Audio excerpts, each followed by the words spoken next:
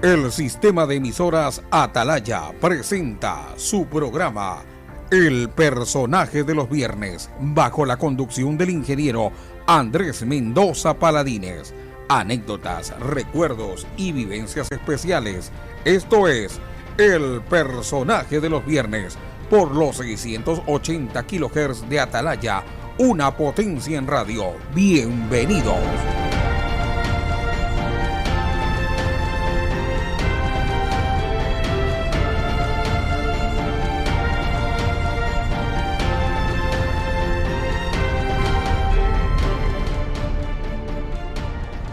Muy buenas tardes, amigos del Personaje del Viernes, en este programa especial de carnaval, porque tenemos un fin de semana de carnaval, luego de varias semanas el Personaje del Viernes político, rumbo a Carondelet, dijimos, durante 5 programas.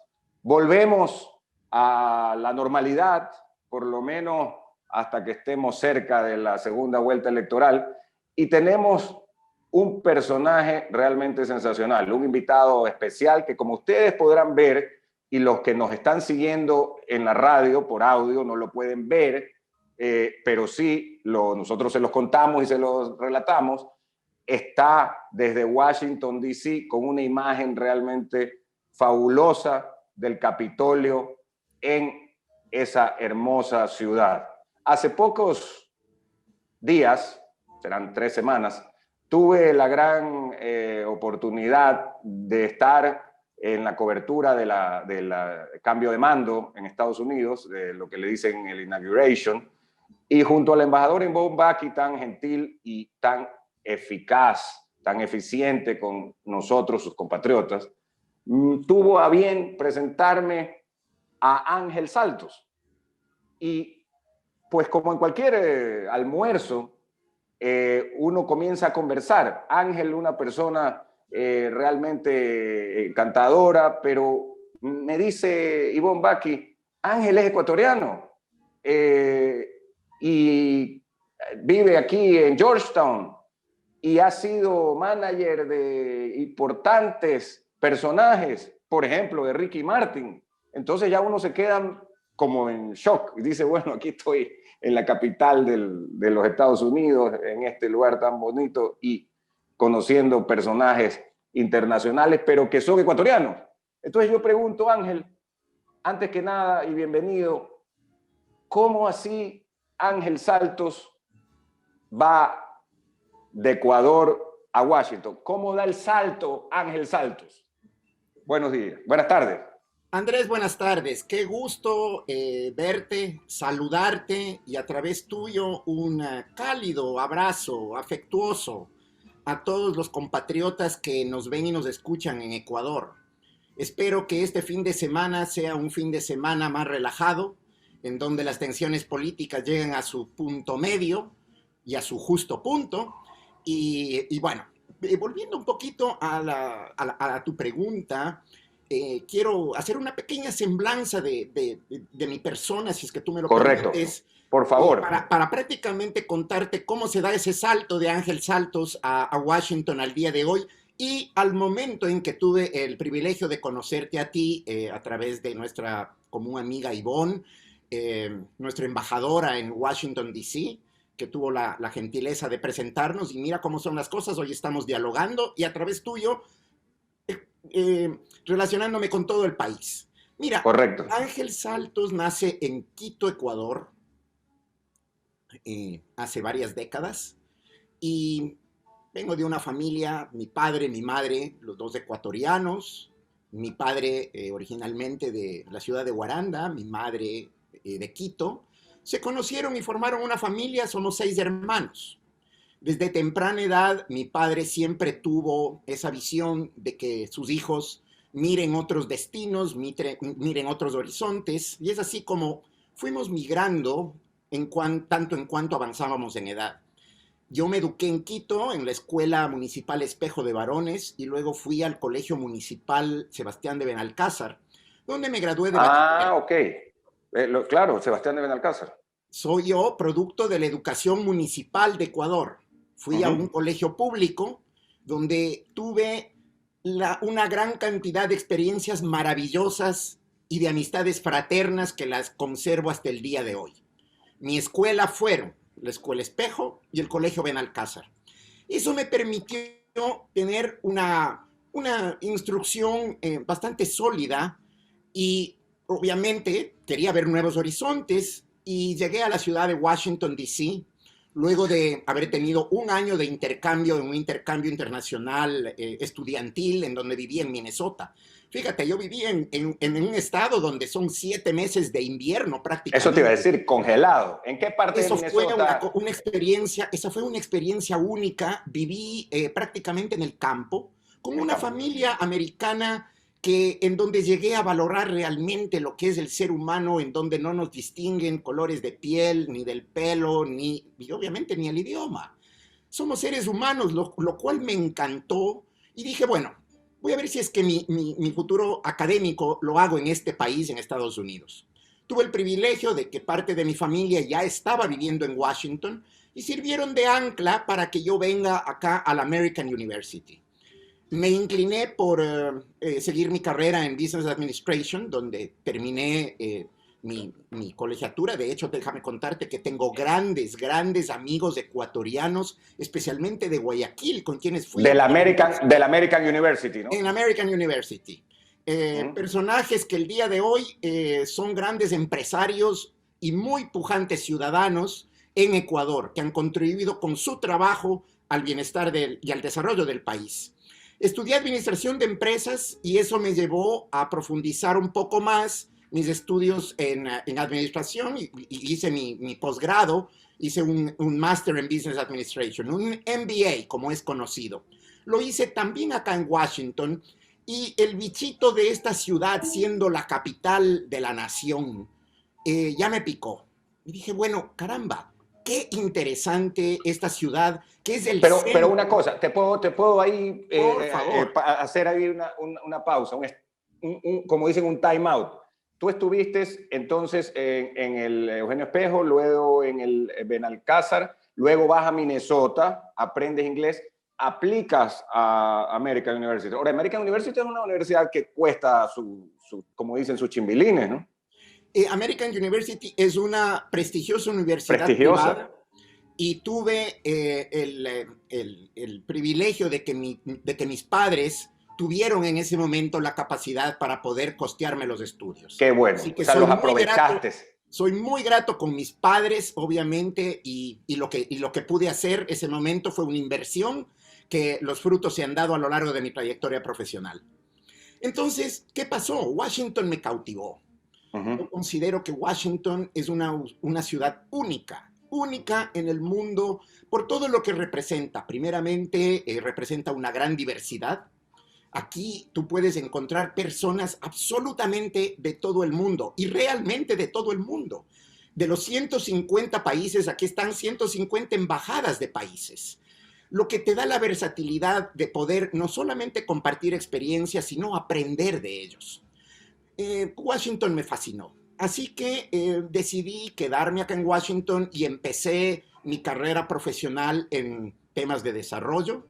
Mi trayectoria en la parte académica como administración de empresas me llevó a vincularme con empresas que querían hacer negocios en Latinoamérica. Obviamente soy ecuatoriano y siempre yo tiraba el agua hacia el molino. Claro. Empecé a trabajar. Siempre mantenías el contacto con tu familia, tus amigos en Quito, ¿no? No había vacación que yo no pasaba en Quito. Ok. O sea, que nunca te desarraigaste. Nunca me desarraigué de Ecuador. Incluso en mi carrera académica hubo un verano que hice una pasantía en el Banco Central del Ecuador. Así que yo seguía no solamente la parte política de mi país, sino su evolución en muchos temas. En temas de productividad, de comercio exterior, etc. Entonces Ecuador para mí siempre y es prioritario ante cualquier otra cosa. Desarrollé mi carrera por acá en Washington, profesionalmente ya trabajando, y más o menos en el año 1990, 1991, pensé que era el momento de volver a Ecuador. No sin antes vincularme profesionalmente acá en Washington con el mundo de la producción de eventos. Ok. Fíjate que en el año 1997, apenas me había graduado de la universidad, se me convocó para ser partícipe y dirigir uno de los festivales más grandes de la ciudad de Washington y del país, que es el Festival Latino. Yo no llegaba todavía a mis 30 años y me cupo el privilegio también de tomar a cargo el traslado de un festival callejero en la ciudad de Washington a los campos del Washington Monument y del Capitolio. O sea, era callejero, así como el Festival de la Calle 8 en Miami. Era Más, exactamente sí. eso. Y se desarrollaba en el barrio de Adams Morgan, lo cual le daba un sabor único, un sabor muy lindo, pero para esa época la migración latina en Washington era ya muy sustantiva y necesitábamos más espacio. Además de que siendo latino, siendo hispanoamericano, yo quería dejar como un referente de que éramos capaces de hacer donde todo el mundo hace sus festivales, que es en los grounds del Washington Monument. Fue un proceso que costó un poco negociar, pero finalmente lo conseguimos. Y en julio de 1989 lanzamos el gran festival latino en el monumento a Washington. ¿Y cómo así se les ocurrió llevarlo allá? Por el espacio, primeramente, por lo que significa. Estábamos en la capital federal y la presencia latina tenía que ser sentida. Y bueno, mi rol fue hacer levantamiento. El monumento a Washington, por si acaso, es el famoso obelisco, ¿no? Es el obelisco, uno de los lugares emblemáticos de la ciudad y emblemáticos del país, en donde, déjame decirte también, es ahí donde se han llevado todos los otros festivales grandes de esta ciudad. Por ejemplo, el 4 de julio se lo celebra ahí. Y asimismo otras fechas icónicas en esta nación. Bueno, a mí me cupo el rol de hacer el levantamiento de fondos con el mundo corporativo. Es ya cuando yo empecé a adentrarme en todo esto que es Hispanic Marketing, que en esa época se lo llamaba Community Affairs, porque los latinos éramos vistos como un segmento creciente. En esa época éramos 22 millones de latinos en Estados Unidos. Hoy somos sobre 55. Increíble, ¿no?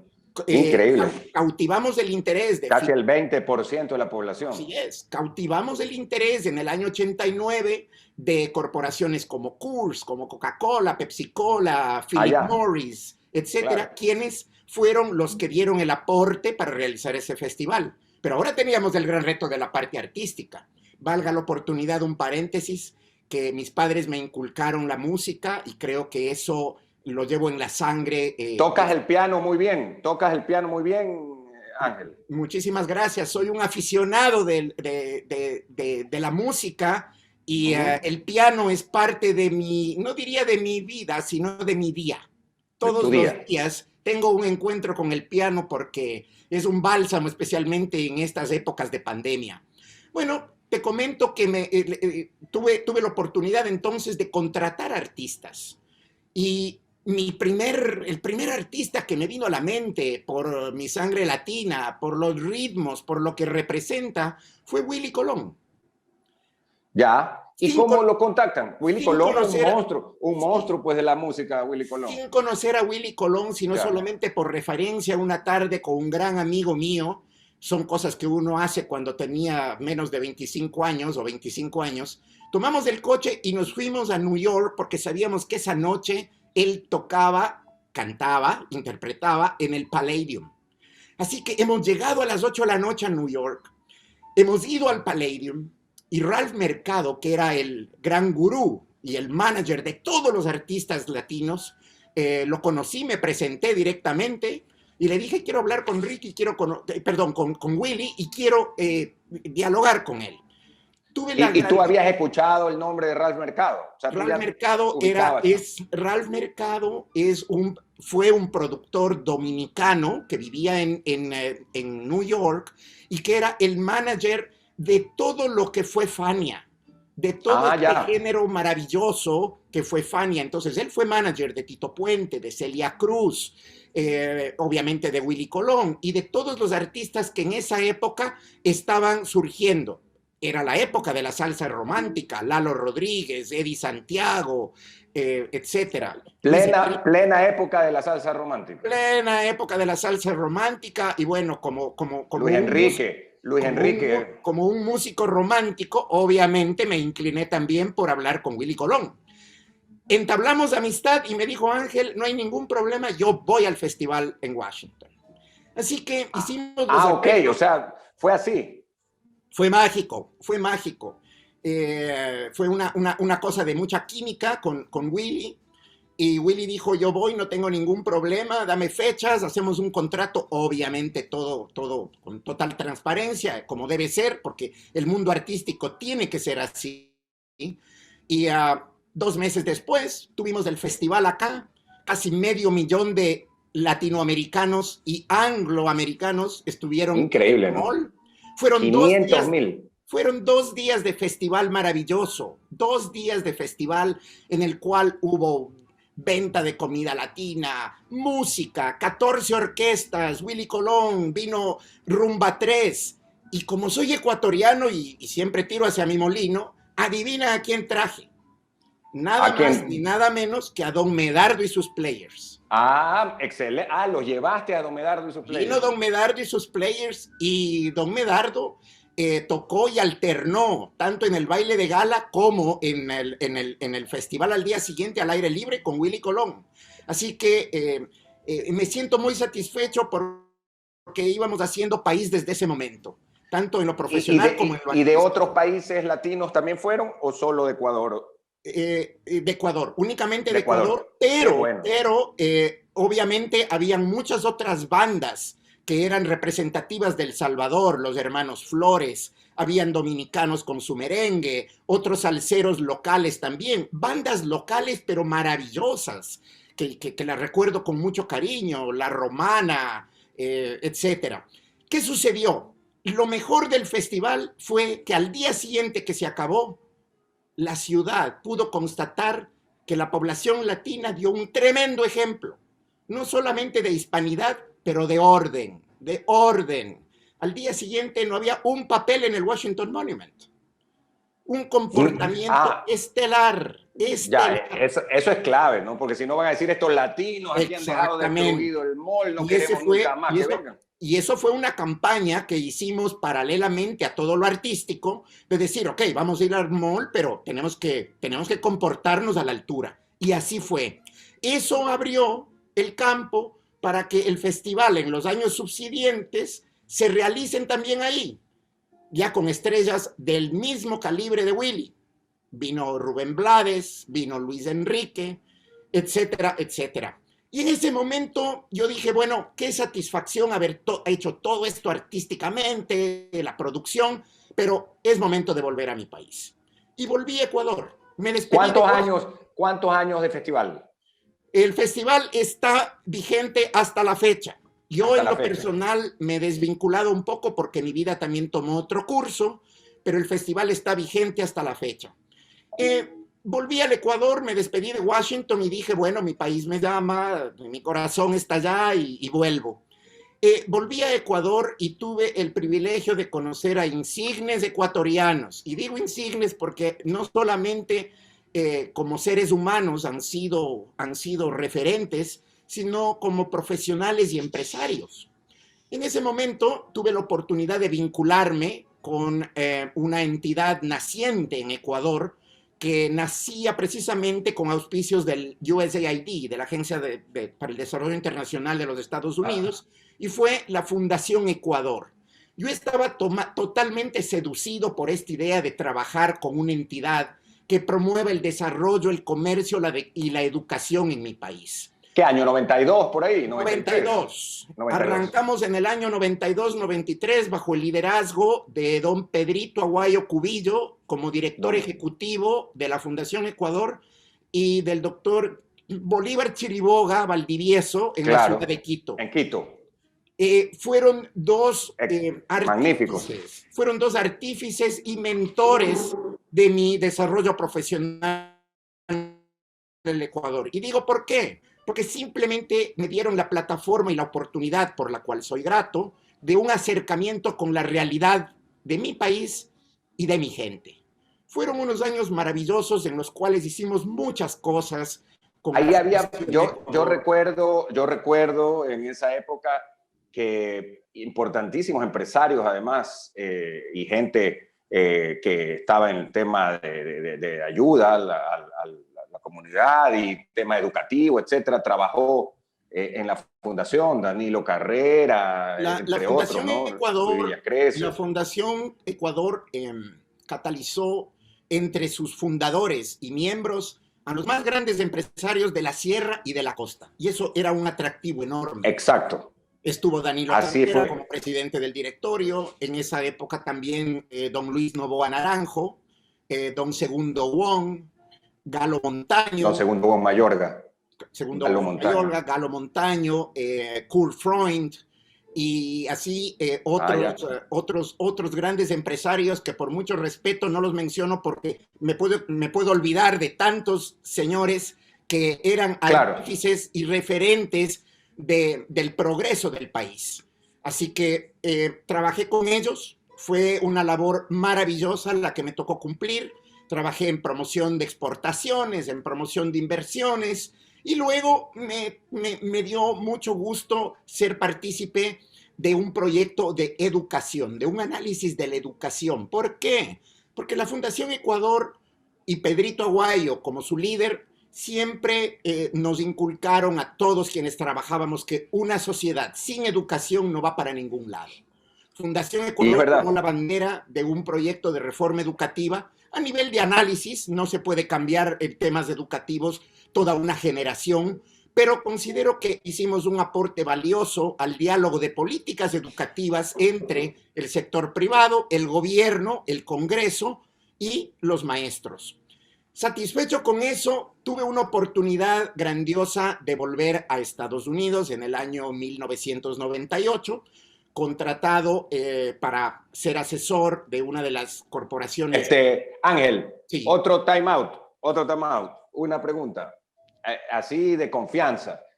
¿En los festivales o en Fundación Ecuador, dónde era más lucrativo? Porque también eso la gente quiere saber, ¿no? Dice, bueno, se fue de un lado a otro, pero ¿dónde ganaba más? Yo creo que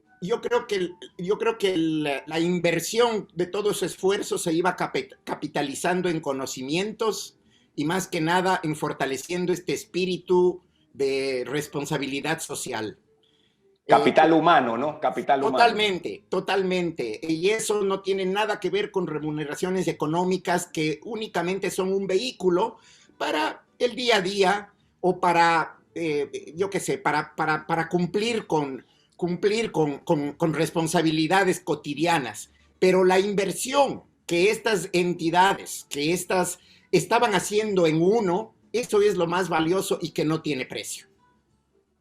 Es verdad. Vamos a ir a la pausa, primera pausa, y volvemos. Yo lo interrumpí a Ángel, que nos iba a contar ya su regreso luego de estar en la Fundación Ecuador, que sigue vivita y coleando bajo el liderazgo del propio Pedro Aguayo Cubillo, que es ex vicepresidente de la República, a quien le mandamos un gran saludo a propósito y pues abrazo. Lo hemos tenido también aquí en el personaje del viernes, hablando de don Pedro. Y estuvo en el BID, en el Banco Interamericano de Desarrollo, en 2 ocasiones. Allá me contaba Ángel que estuvieron muy cerca en esos años. Vamos a la pausa y volvemos inmediatamente. No se olviden que aquí ustedes pueden ver el botón para estar ya siguiendo nuestro canal de YouTube, para afiliarse a nuestro canal de YouTube de Atalaya. Nos siguen también por Facebook en Radio Atalaya 680M, en Instagram, lógicamente en Radio Atalaya 680, en nuestro Twitter, igualmente en nuestra página web www.radioatalaya.net. Este es el programa del personaje del viernes en Carnaval, junto a Ángel Saltos, que está ni más ni menos que en Washington, D.C. Ya regresamos. Seguimos con el personaje del viernes, Ángel Saltos está con nosotros, fue manager del súper popular, mundialmente conocido Ricky Martin. De eso ya vamos a hablar luego de unos minutos. Pero además, con él fundaron la fundación, valga la redundancia, Ricky Martin. Tú me contabas a propósito que en American University conociste a varios guayaquileños y recuerdo que me decías de Heráclito Wasson, Pazmiño, que fue tu compañero y que, bueno, vive en Miami, ¿no?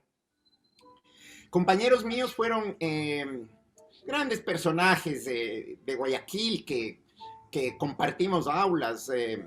Carlitos Carrión, que en paz descanse, Pepe Carrión, Rodolfo Druet, Heráclito.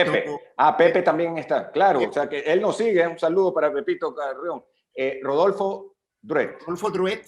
Carlos Javier Espinosa, gran promotor.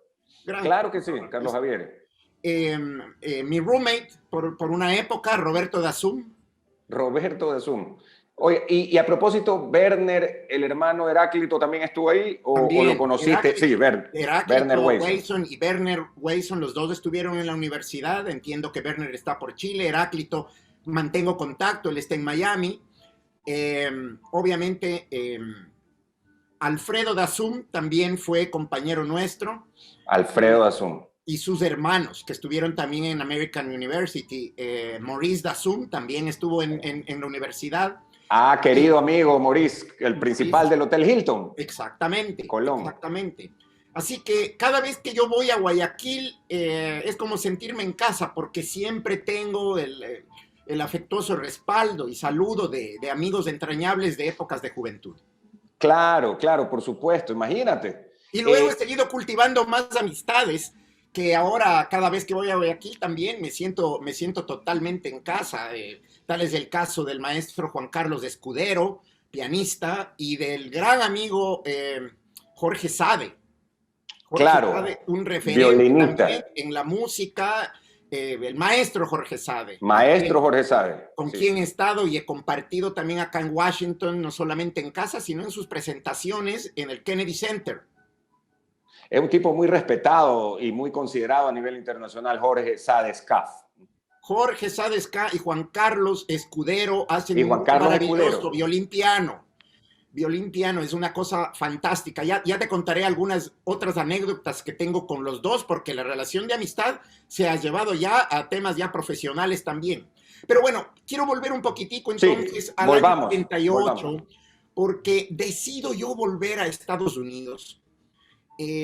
Porque quería continuar ampliando mis horizontes. Yo veía que el mundo es tan amplio, había mucho por conocer, había mucho que aportar, y mi lema siempre ha sido que uno puede hacer país desde donde uno esté. Así que escogí volver a Washington nuevamente, porque tuve una oportunidad profesional de vincularme como asesor de una de las grandes empresas de tecnología de Latinoamérica, de varias. La primera de ellas, IBM. Fui asesor de IBM y al mismo tiempo también tuve la oportunidad de ser asesor para Latinoamérica de Compaq Corporation. O sea, ambas de informática. Ambas grandes empresas. La absorbió otra empresa, Hewlett Packard, ¿no? Como a la IBM. Yo trabajé con Compaq por varios años liderando iniciativas educativas en Latinoamérica y de conectividad. Era la época que empezaba el e-government. Era la época en que se empezaba a hacer una conectividad a nivel mucho más masivo. Y tuvimos un gran impacto. Mi vida era en Washington, pero yo pasaba mucho tiempo en Houston, en la matriz de Compaq, y de ahí me desplazaba, y fue la época en la que pude trabajar absolutamente en todos los países de Latinoamérica. He trabajado absolutamente en todos, y en todos he tenido la oportunidad de hacer proyectos y de colaborar con empresas que han sido mis clientes. Enseguida de Compaq hubo una situación en el mundo en la cual Hewlett Packard adquirió Compaq. Entonces fue una fusión, una adquisición, en la cual yo digo, bueno, caramba, vamos a continuar en este tema. Desde Washington yo ya me había establecido acá. Y desde Washington yo había encontrado un nicho muy específico. ¿Cómo Pero trabajar? una pregunta, Ángel, Sí. una pregunta de la parte primero del espectáculo y organización de eventos masivos como el festival, luego la Fundación Ecuador y todo lo que significa en educación, en temas sociales, etcétera. La parte de Compaq y de IBM era más dirigida hacia lo tecnológico o también en este sentido educativo social. Era en un sentido totalmente diferente. Yo no sé de tecnología porque no me especialicé en tecnología, Claro. pero mi rol fue más de relacionamiento de estas empresas en búsqueda de nuevos mercados, estrictamente marketing, y muchas relaciones con los gobiernos. Pero lo que marcó la diferencia es este nicho al que me quiero referir, que es el que yo encontré al vivir en Washington, D.C. Okay. Y es cómo trabajar con los organismos multilaterales de financiamiento. Cuando mis compatriotas en Ecuador o los latinoamericanos en cada país leen noticias acerca del Fondo Monetario, del Banco Interamericano, del Banco Mundial, a veces se forma, es una idea, es un mito, es una cosa enorme, son organismos enormes, impenetrables, ¿cómo se los navega? Bueno, este es un área donde yo me especialicé.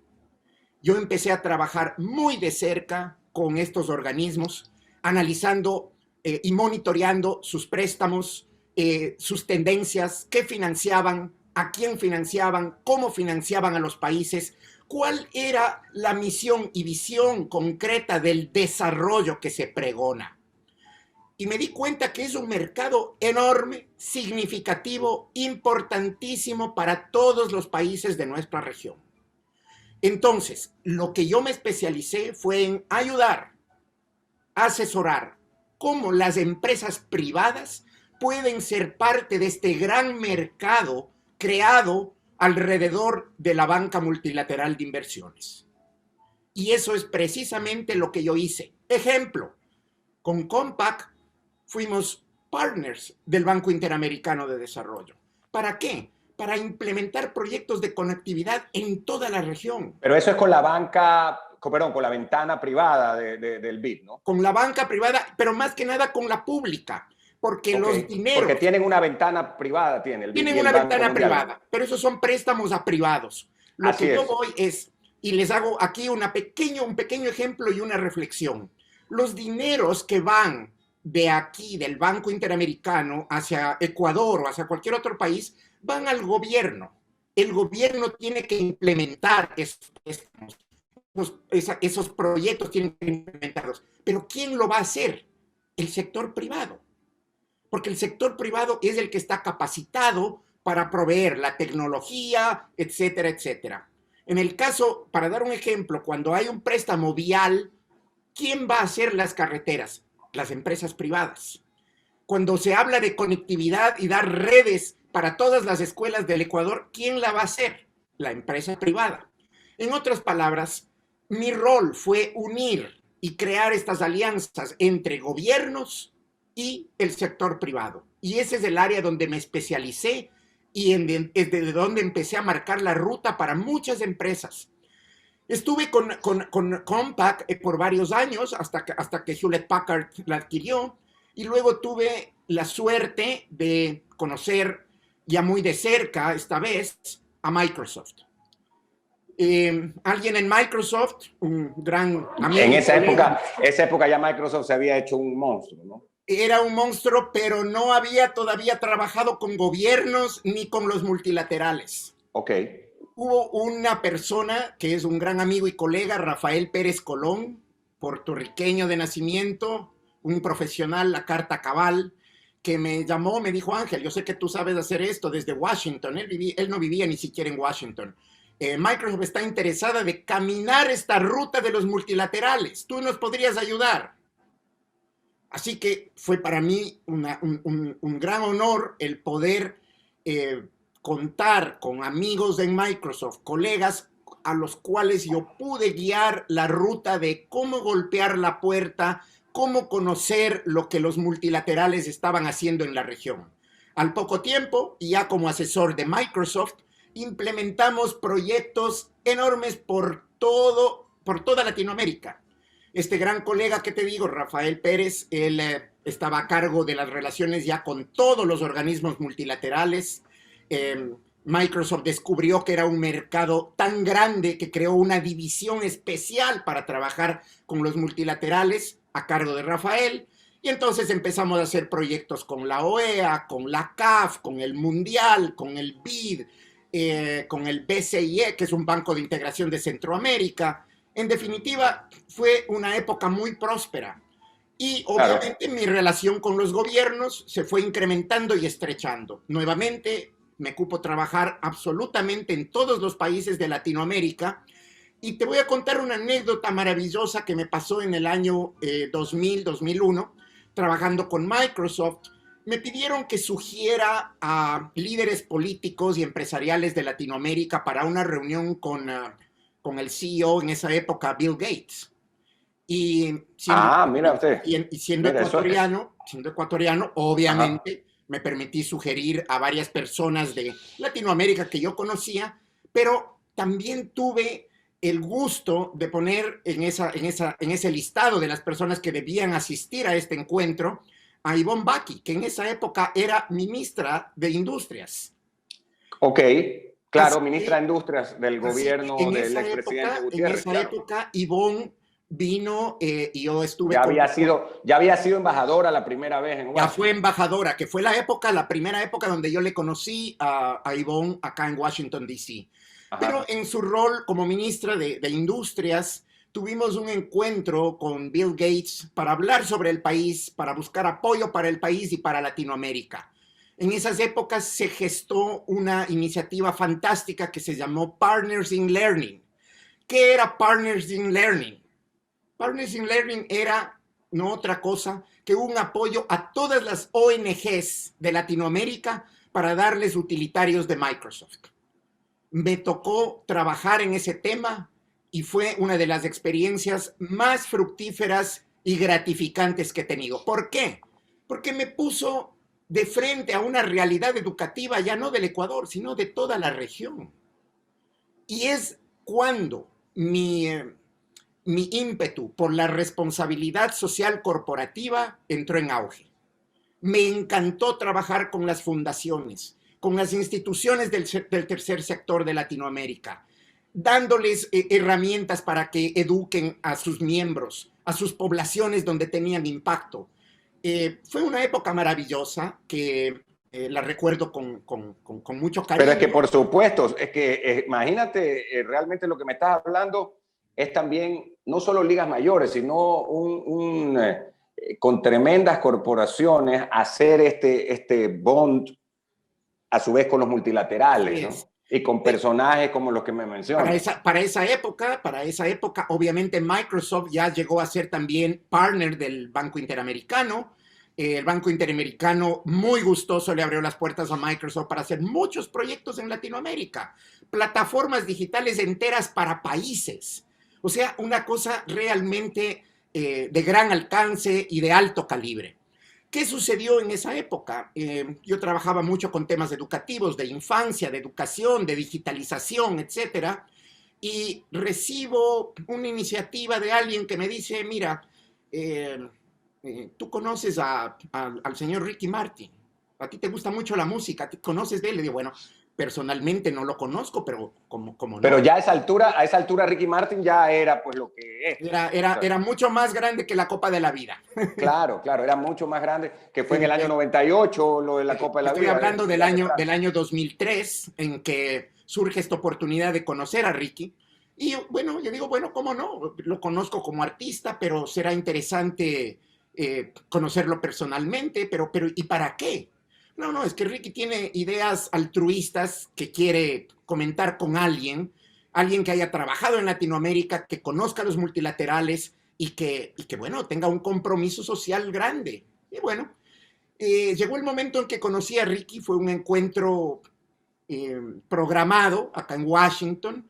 Lo conocí a él, conocí a miembros de su equipo y empezamos a hablar sobre filantropía. Él venía desde India, en esas épocas, 2003, haciendo una labor fantástica, rescatando a niños que iban a ser vendidos en las calles. Y él, obviamente, con otros colegas de él, músicos también, dijo, no, no, no, un minutico, esto no puede ser. Tenemos que forjar un orfelinato para que estos niños tengan resguardo, estén protegidos y se eduquen. Ese sentimiento altruista de Ricky me conmovió y en Washington dijimos, bueno, entonces, ¿qué es lo que vamos a hacer? Pero ¿cómo fue el encuentro? Pues para que la gente aquí, ¿cómo fue? ¿Te presentaron a Ángel Salto, Ricky Martin? O sea, así nomás. Él había venido a Washington y se le armó, tuve también la oportunidad de armarle varios encuentros, uno a nivel del gabinete que trabajaba en la Casa Blanca. Recuerdo que hicimos una reunión con Elaine Chao, que era la secretaria de trabajo en esa época. Y bueno, presidente George W. Bush, ¿no? Exactamente. Y bueno, entonces dijimos, bueno, la reunión, fuimos al Congreso, estuvimos con varios congresistas, con varios sabios sobre lo que es la trata humana, y bueno, nos íbamos educando. Pero el encuentro precisamente con Ricky fue, él tenía varias reuniones con esta gente, me invitaron a mí y me dijeron, mira, aquí está Ángel, conócele y dialoguen. Y bueno, te digo, para mí fue un encuentro muy importante porque llegué a Por supuesto. Porque llegué a conocer al ser humano atrás del artista. Ok, lo que nosotros eso es importantísimo. Lo que nosotros vemos y nos eclipsa de los artistas es fantástico, porque las luces de neón seducen a todos, pero otra cosa es conocer el alma y la voluntad de quien está atrás de esas luces de neón. Así que, conversando con Ricky, me di cuenta que era una persona sencilla, amigable, humana, comprometida. Y dije, bueno, ok, sigamos hablando. ¿Qué queremos hacer? Él tenía ya en mente crear una fundación, pero obviamente no se le había dado forma. Y me pidió que le ayude en darle forma precisamente a esto. Obviamente les llevé a que conozca el Banco Interamericano, donde podríamos pedir ayuda, etcétera, etcétera. Hablamos con toda la gerencia del banco. En esa época era Enrique Iglesias el presidente. El presidente del BID. El presidente del BID era Enrique Iglesias. Y el presidente Iglesias dijo... ¿Pero se te hacía fácil esos accesos o porque estaba Ricky Martin? Bueno, no te olvides, yo ya había tenido una trayectoria ya de muchos años trabajando, conocía a ejecutivos profesionales y comprometidos valiosos del Banco Interamericano, que obviamente decían, pero ¿cómo no? El banco tiene que tener, más allá de las carreteras y las autopistas, un rostro humano. Vamos a trabajar en lo social, vamos a trabajar en lo educativo, y si tenemos un portavoz como Ricky, qué fantástico. Así que armamos una reunión con Enrique Iglesias y Enrique inmediatamente dijo, yo apoyo a la fundación, no hay ningún problema, manos a la obra. Y es así como nace financieramente y con un gran apoyo de Ricky, personal, económico me refiero, la Fundación Ricky Martin. A las pocas semanas, al poco tiempo de este encuentro y de este ir y venir de diálogo, comunicaciones y de llamadas, me dice Ángel, a mí me encantaría que vengas a New York, que venga a mi casa porque quiero charlar el tema de la fundación. Así que fui a New York, estuve en la casa de Ricky, estuve con uno de sus managers, un ícono en el mundo artístico, que, bueno, me dice, Ángel, Ricky, quisiera comentarte que la fundación está lista para arrancar, pero necesita quien la dirija. Le digo, bueno, me encanta que la dirija. No, me dices que Ricky quisiera que la dirijas tú y que tú estés a cargo de toda la programación de todo este tema. Wow, Ricky, le digo, mira, primeramente te agradezco la confianza. Yo tengo mi casa y mi trabajo en Washington. Ahorita mismo estoy asesorando a Microsoft, pero déjame pensarlo y te hablo mañana. Definitivamente ¿Y qué te hizo dudar y pensarlo hasta mañana? Bueno, realmente porque me causó mucha sorpresa. Yo tenía que evaluar. Yo tenía mi casa en Washington, tenía mi trabajo y digo, tu trabajo. Caramba. O sea, ya sabías que esto era un trabajo full time. Pero un trabajo full time. Entonces, al día, yo regresé en tren. Es una historia bien linda porque yo regresé en tren desde New York a Washington y en el camino yo iba pensando y digo, a ver, ¿cuántas veces voy a tener la oportunidad de que Ricky Martin me ofrezca un trabajo? Y llegué a Washington diciendo, esta es una fantástica oportunidad. Le llamé al día siguiente, le dije, Ricky, vamos para adelante. No solamente eso, sino que él me dice, Ángel, me alegro, gracias, pero te hago una consulta y te gustaría ir a vivir a Puerto Rico. Wow. Claro, sí, él es allá, él vivía, era su casa principal. No te cuento que me tocó el nervio artístico, el nervio musical, el nervio del Caribe. Y obviamente le dije, Ricky, estoy encantado de considerar esa opción. Vivo en Washington, pero no tendré problema en mudarme a San Juan. La vida es así, Andrés, y en un mes estaba yo viviendo en San Juan, Puerto Rico, instalado, siendo el empleado 001, director ejecutivo de la Fundación Ricky Martin, trabajando hombro a hombro con Ricky. Dime una cosa, ¿y tu departamento en Washington y los otros temas los pusiste a buen cuidado? Los resolví, los puse a buen cuidado. Yo sabía que esto era una cosa que me iba a unir a Washington porque todo se cocina acá en Washington. Entonces, pero me cautivaba mucho la idea de hacer algo que toda la vida quise y que toda la vida soñé, y era vivir en el Caribe. ¿Quién no ha querido vivir en el Caribe? Así es. ¿Quién no ha querido vivir en el Caribe? Así es. Como ecuatoriano, yo me sentía sumamente honrado que un boricua como Ricky Martin me pida que yo dirija su fundación. Era un gran honor el ser considerado con eso frente a todos mis hermanos y amigos puertorriqueños. Así que me trasladé a Puerto Rico y manos a la obra. Empecé mi labor en el año 2004 y armamos la fundación de cero, con una inyección económica, financiera del propio Ricky y también de empresas y de personalidades que quisieron apoyar. ¿Cuál era la misión? ¿Cuál fue la misión y cuál es la misión? La misión de la Fundación Ricky Martin es realmente traer a tierra estos sentimientos altruistas de Ricky de combatir la explotación infantil. Ese momento yo empecé a educarme también, porque no es que yo sabía de estos temas, pero empecé a educarme y a conocer este crimen que existe en el mundo y que a veces no es visto con la lupa y con la rigurosidad que debería ser.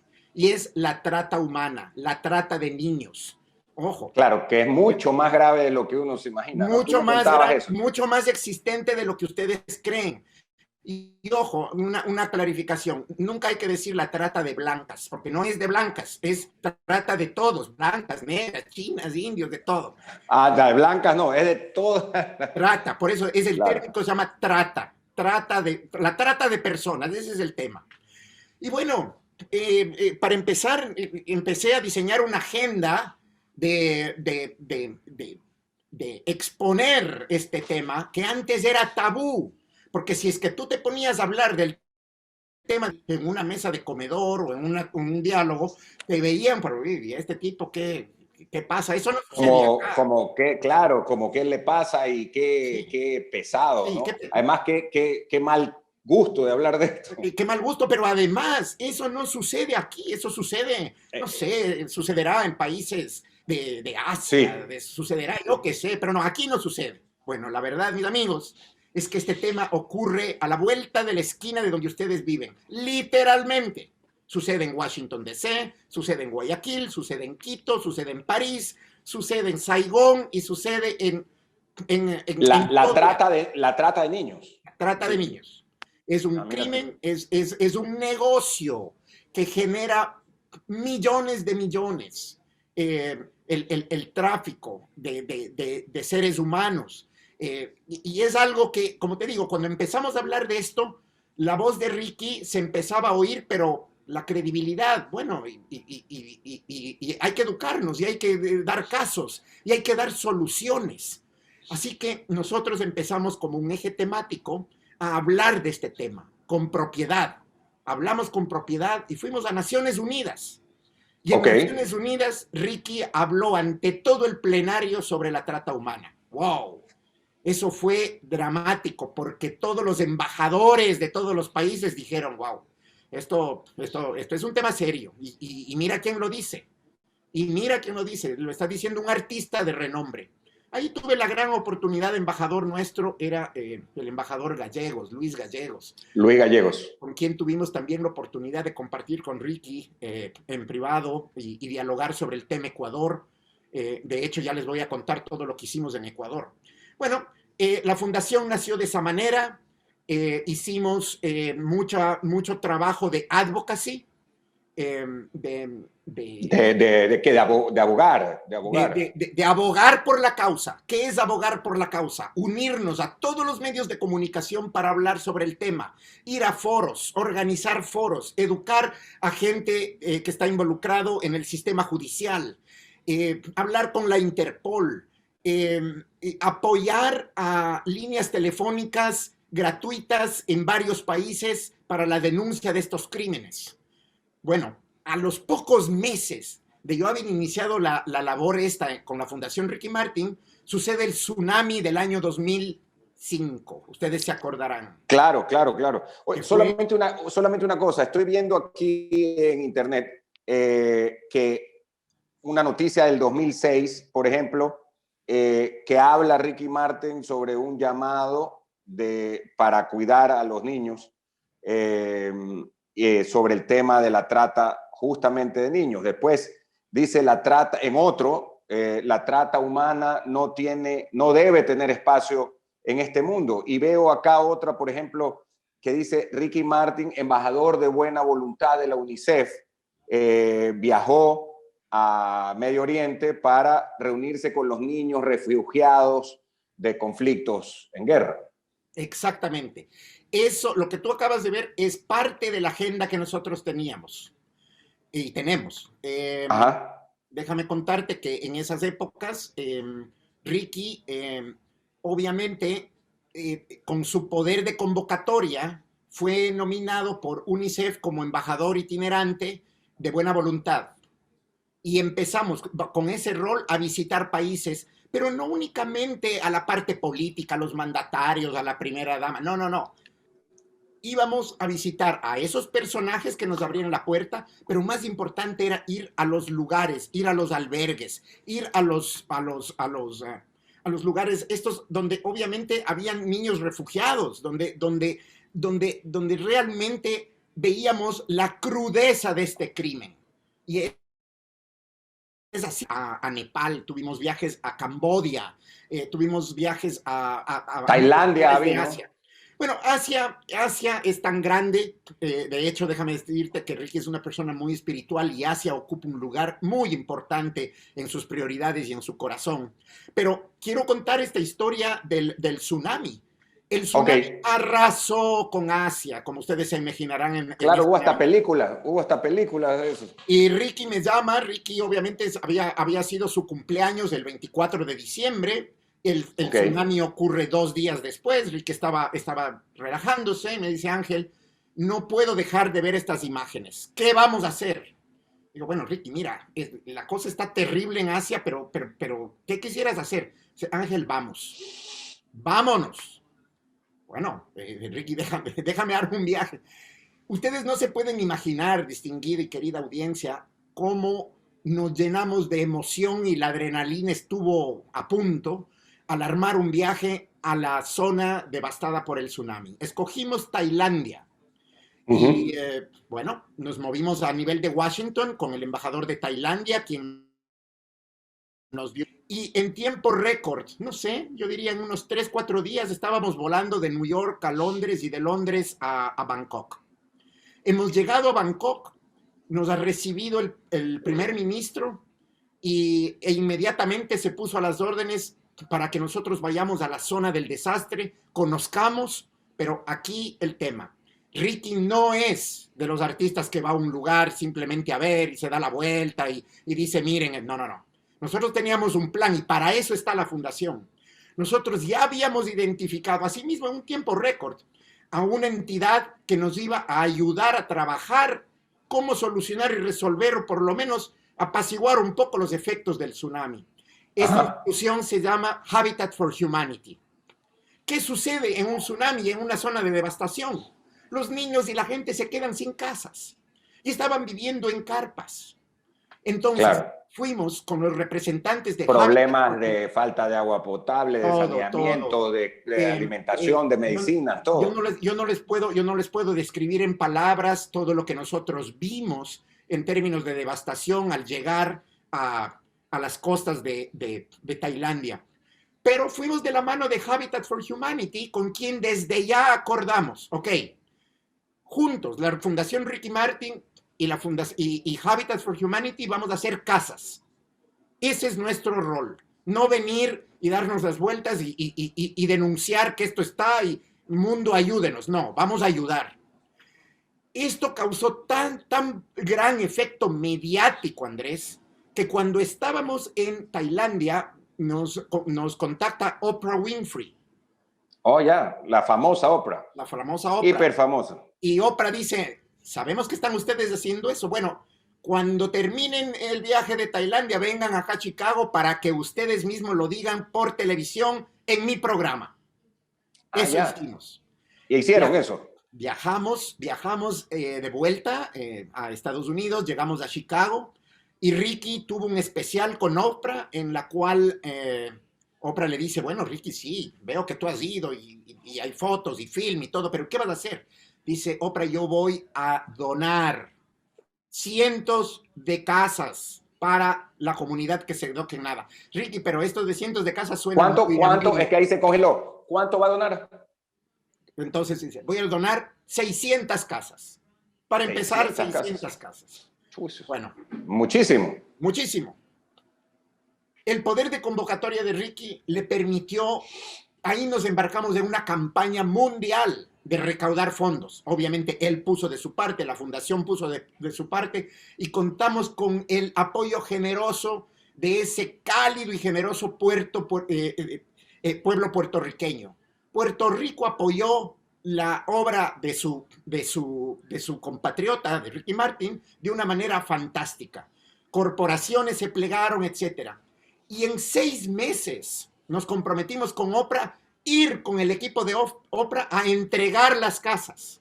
En otras palabras, no son palabras, son acciones. En 6 meses de arduo trabajo, levantamos los fondos, hicimos las casas, volamos con el equipo de Oprah, estuvimos con el Prime Minister de Tailandia, fuimos a la zona devastada y entregamos las llaves de 600 casas junto con Habitat for Humanity. Increíble. Bueno, fue una cosa maravillosa.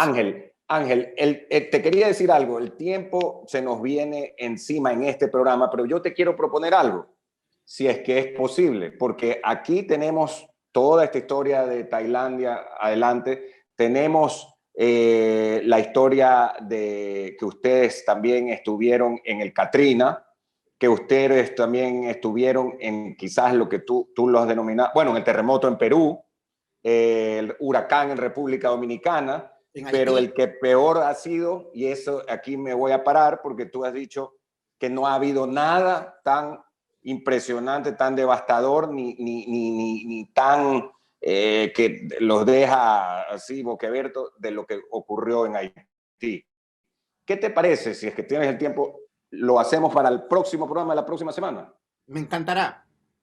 Me encantará, estaré encantado de contarte cómo han sucedido las cosas en esos eventos y luego contarte cómo eso catapultó también mi trayectoria profesional en el tema de responsabilidad social. Últimos 10 años que he hecho eso con varios otros artistas y profesionalmente con muchas otras corporaciones hasta el día de hoy. Ah, ok. O sea, claro, ya con eso llevaste ese know-how a varios otros artistas y corporaciones. Perfecto. Magnífico. Lo vamos a hacer gracias a nuestro compatriota, amigo Ángel Saltos, desde Washington, un ecuatoriano que ha triunfado en Estados Unidos y a nivel internacional. Sencillo, locuaz y por otro lado muy humano como ustedes lo ven. Gracias, Ángel. Muchísimas gracias, Andrés. Un saludo a todos los ecuatorianos allá, que tengan un carnaval fantástico y que, bueno, lo que yo les he contado sirva de inspiración para todos ustedes y nos vemos la próxima semana. Así es, y tanto ustedes allá en Washington como nosotros acá, que nos cuidemos mucho de los contagios del COVID que hay que tener. Así es, señor. Así. Muy bien, gracias. Este es el personaje del viernes. Aquí está, como ustedes ven, para que ustedes, están los botones para que se puedan pues suscribir al canal de YouTube de Radio Atalaya.